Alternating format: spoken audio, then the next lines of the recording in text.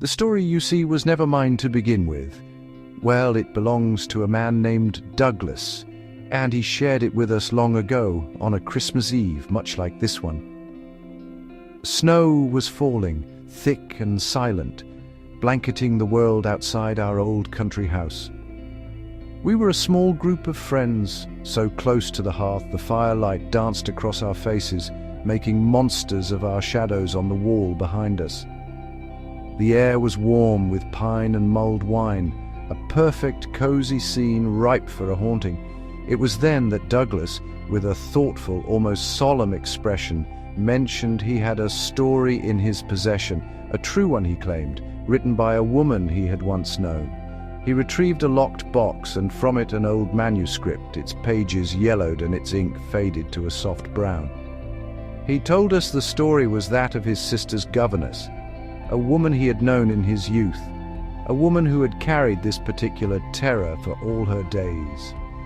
The room fell quiet, the only sounds the crackle of the logs in the grate and the soft hiss of snow against the window panes. We leaned in, drawn by the promise of a genuine ghost story, one penned by the very person who had lived it. The tale started as so many do, with an advertisement and an interview. A young woman, the daughter of a poor country parson, sought a position and found one almost too good to be true. The master of the house, a charming, wealthy bachelor in London, needed a governess for his orphaned niece and nephew at Bly. He was handsome, persuasive, and made his one condition clear with unnerving finality. She was to handle everything. She was to never, under any circumstances, trouble him with letters, with problems, with anything at all. She accepted, of course, captivated by his charm and eager to prove herself worthy of his trust. And so, with his strange rule echoing in her mind, she set off for the grand, isolated house called Bly. She stepped into a new life of purpose and romantic adventure, not knowing the silence there was not empty, but waiting. Her arrival at Bly was, at first, a dream. She met Mrs. Groves, kind-hearted and comforting, and then the younger child, Flora, a vision of innocence, doll-like and serene. Her other charge, Miles, arrived for summer, beautiful, clever, and perfectly mannered, playing the piano with delicate skill. She was enchanted by her two pupils. They were perfect, almost unnaturally so. Then the perfect image cracked. A letter arrived from the headmaster. It offered no explanation, only that Miles had been expelled, an injury to the other students not to return. How could this perfect child be capable of something so terrible? She confronted him, but he was sweetly evasive, a master of charming deflections. Mrs. Groves insisted the boy had no wickedness in him, so the governess buried the fear, hid the letter, and tried to pretend no shadow had fallen across Bly. Twilight settled and she saw him, a stranger on the tower, staring down as if she were the intruder. Just as suddenly as he appeared, he was gone. She saw him again, his pale face pressed to the window. The housekeeper whispered his name, Peter Quint. Quint was dead.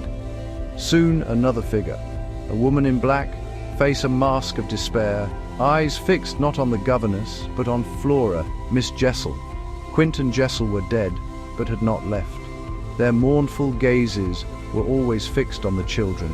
The ghosts wanted the children. Bound by her promise to the uncle, the governess knew she alone must stand in their way.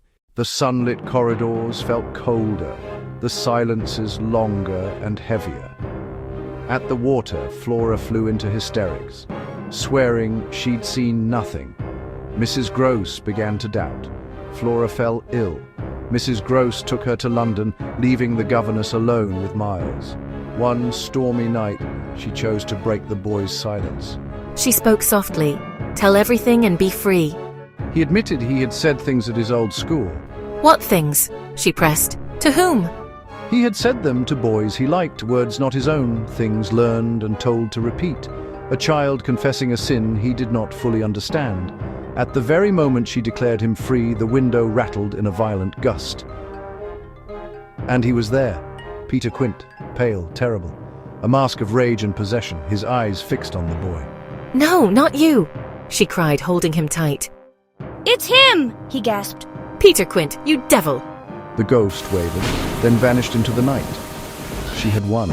She had saved him. But his little heart was dispossessed, free from the very breath in his body, and she was left alone in the quiet.